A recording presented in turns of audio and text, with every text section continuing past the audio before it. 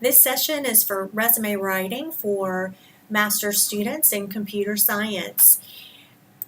A few of the sections that we commonly see for computer science students in their resume, certainly contact information, education, technical skills, relevant coursework, experience, and technical projects. I would say those are the most common ones that I see on student resumes.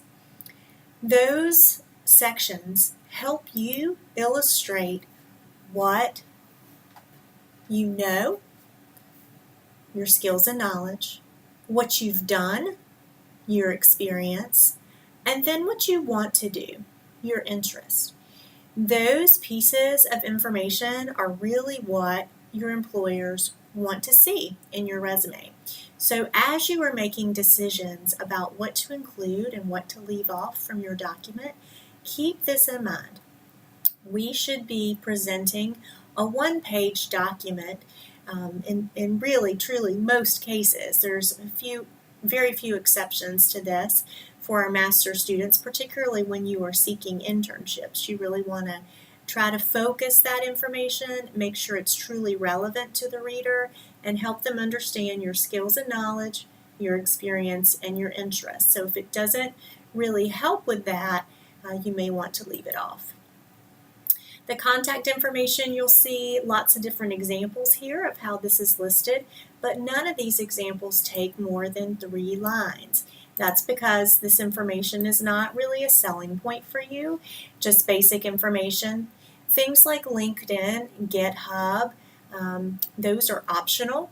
You can also choose which email address you decide to include. The NC State one is maybe the most official, and you will have it after graduation for a year, but it's certainly your choice. The main thing is one email address, one phone number. And you also don't need to label these. I know this is an email address. I know it's a phone number. So you don't need to include a label for that. Moving on to education, you can see some examples here of how this is written.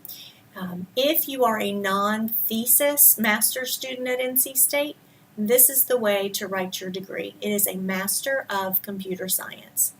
You and I would say, I'm getting a master's degree in computer science, but we're not going to write it that way because this is our official degree title. You'll note here that this example up at the top does not have a GPA, and if a student is just beginning their program at NC State, they don't have one yet, so you can just leave it off. You'll also note for the other bachelor's degree programs listed here, there's a couple of different ways that the academic performance is measured. Any of these are fine, so whatever you have will work well. The main thing is to have this kind of blocked listing of the information that's very easy to read. You'll also notice coursework listed here. This is a great way to indicate your interest because you're taking courses related to your interest. We have a good variety of choices at NC State, and so if you're interested in AI, then you're probably taking classes in that, and so it supports that, as well as putting some, it's a keyword for you on your resume. You'll see another way that this is cited here. In this example, it's right up under the master's degree program, indicating that these are master's only courses. Whereas in this example, you'll see they're underneath both degree programs. So it could be a combination of both bachelor's and master's courses. Up until this point, we've mostly been just listing our information. But once we start moving into projects and experience, we have to actually compose something that helps the reader understand what we've actually done. And so we're going to be writing some action statements that begin with a verb and your action, but then also help the reader understand the scope of your work, the scale of your work. So for example, on my resume, I might write that I developed and implemented programs. And you as a software engineer may do the same. The difference is we are developing and implementing different types of programs. for different purposes. So for my case, I would say I developed and implemented career development programs for 700 plus, a graduate student in computer science. So you can see I have my action, developed and implemented programs, and then what types of programs, career development programs, for whom? Graduate students. In what discipline? Computer science. How many? So think about who, what, when, where, why, and how. Those are some of the details you want to consider adding. And in your case, you are going to be focusing on adding those technical skills to that section.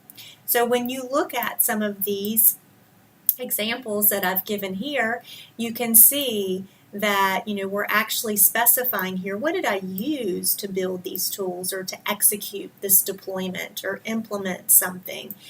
You have to be more specific and help your reader understand. You're going to do a quick listing of the skills up here in your skills section, but I really won't know how well you know each of those skills unless you tell me in your descriptions of both your work experience and your projects. And there's a distinction here when we look at work experience as well. So you'll see I have the kind of the burden of providing some information here, the job title, the company name, the city, and the dates.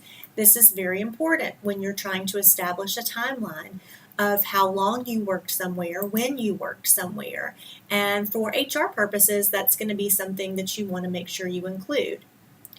When you think about academic projects, however, that information is less important. So it doesn't matter as much if I did this project in November or if I did it in October. So it doesn't really help the reader for me to provide that detail. I don't need to give as much context. So instead, I'm focusing on what type of project was it. I'm not giving you a project title, which might be not as relevant. For example, it might be, I see a lot of times labels of things like this, library management system, instead of, oh, this was really a database project. And the reason I changed this is because it's really unlikely that an employer is looking at my resume for a library management system experience. That's not what they're seeking. But they may be looking for somebody to work with databases. And so they're very quickly able to see when they glance at my resume some of these projects, some of my knowledge and skill that I'm going to bring to the position. And that's the reason we're going to choose shorter domain-based titles for those subheadings there for the projects. So this is definitely the part that's going to take you the longest as you are updating your resume. The main thing is, you are really showcasing your personal brand through this course list, the skills list, the section headings, and the project subheadings. So if we go back to our example here, you can see computer science, software engineering, languages, software intern, web application, projects even that are related. Even the extracurricular is bringing in some of that emphasis. So that is really a good way to say, I am really qualified for this work because you see it all throughout my resume. However, it's so important that you are creating your resume in a way that is unique and doesn't look like everybody else's or say what everybody else's does. I hesitate sometimes to show samples like this because I don't want you to think you have to make your resume look exactly like this. Your content, your qualifications are different than anyone else's. And so your job is to apply your technical skills, your critical thinking skills to, looking at how you're packaging this information. You're optimizing the solution here to really be the best it can be and to help the reader clearly see what you bring to the table. You see lots of white space here that's going to make it easier to read. It's not stacked so close together that you can't tell what each individual section is. So that is definitely something to consider too. Employers are looking for things like communication skills, and so it's not that you have to write that on your resume. You shouldn't put that in your skills section, but they're judging that based on how well did you communicate on your resume? How well did you communicate when you emailed with them back and forth, for example? So those are things I think you really need to, maybe consider incorporating things that might show initiative or leadership or organization, but they're judging that in less obvious ways very often. Okay. So, certainly things our employers are looking for: the skills, knowledge, experience, also your personality. So not only can you do the work, but will you be a high functioning member of their team? So really being able to connect yourself back to the company and make connections with individual people that you meet who work there along the way. Best of luck as you are making your updates, and I look forward to seeing you soon.